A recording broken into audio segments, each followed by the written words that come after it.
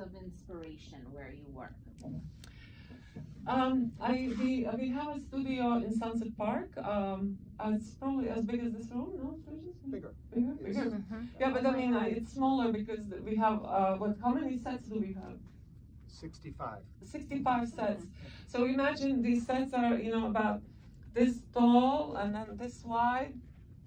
And so they take space, and there's 65 of them. You saw that they were like three-dimensional sets, and we took photographs of them, and then I drew on top. I hope it was clear. And so yeah, that it takes a lot of space. But the other thing that takes a lot of space, which is source of inspiration, is plants. I have a few plants in the studio, and especially one plant was given to me when I moved in the studio 10 years ago. It was a small, tiny monstera that I don't know for what reason it grew into monstrous proportions. It grew up like huge hello from jungle with these roots hanging down like hands trying to reach to my table to help me to animate. So, and every time when I look at it, I'm like, this monstera looks so amazing, and I'm trying to draw her into my work. Oh my God, that's wonderful. I have to say, I'd love to visit your studio. Yeah, you should. I was raised in Sunset Park and then later in Bay Ridge, but this is the 60s, many, many years ago. Last question from me. What's next for you? What do you aspire to do next?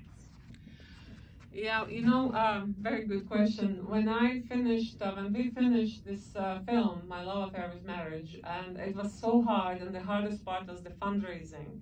It was really, I was bleeding from like having to work and having to fundraise and all this pain and constant unknown and constant fear that we are nearing the bankruptcy.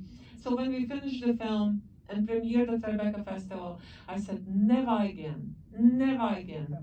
And then 3 months later, I started to work on a new film.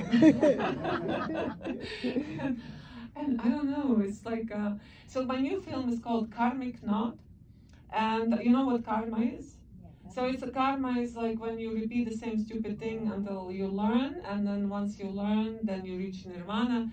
So karmic knot is when several people, not just like one, you, but several people are bound by a situation that they cannot leave, but they cannot be happy together. And the brightest example of karmic knot is the roommates who live in a rent-stabilized apartment in New York. That is a karmic knot. And the other example is a family. And so I'm making a film about my family, or a family who lives through Soviet times, the Russian occupation of Latvia, and how they make compromises, adjustments, so they can survive and thrive in this regime. And when the regime starts to collapsing, it collapses gradually in 4 stages, and each collapse stage, family has to make adjustments, and at the end they make these adjustments that make impossible for one of the family members to stay, and so she has to go to New York and start making animated films. Oh, wonderful.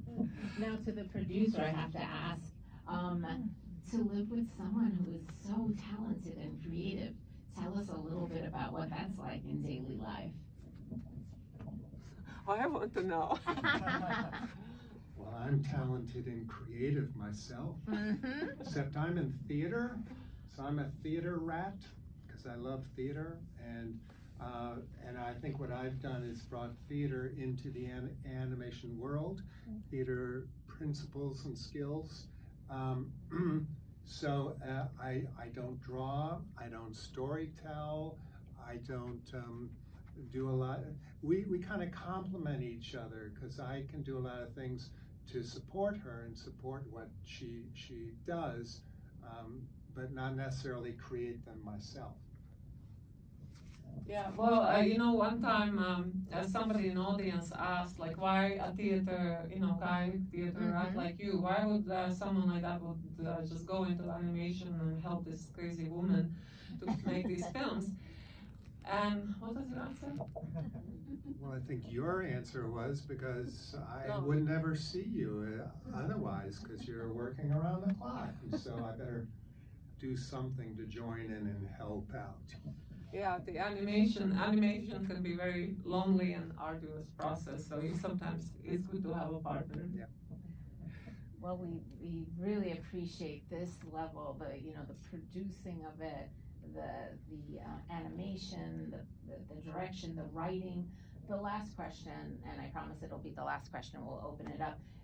How does this film reflect your life? Does it reflect your life at all? So you're asking if it's personal? Mm-hmm. Well, I'm supposed to say it's not, because one of the ex-husbands said he's going to sue me.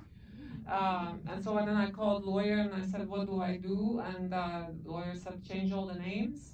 So I changed all the names, and my other ex-husband was very unhappy because he wanted to be part of the film. He wanted, and so I'm still waiting to be sued because I think it's a great marketing opportunity.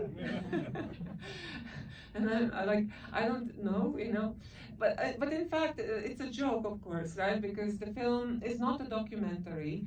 Based on this film, you cannot write biography of Signe Bauman because it's not how things happen, because it's a film. It's a simplified, some characters are composites, and it's a simplified version of events. And also makes some things had to be made more obvious, and they had to be visual. So I would say the film was inspired by real life events, but I wouldn't say that it was based on my real life events. Also, the biggest difference between me and Zelma, I don't like cats. I mean, they're okay, right? But I really prefer dogs. Sturgis likes cats. I like cats. So opening it up for questions.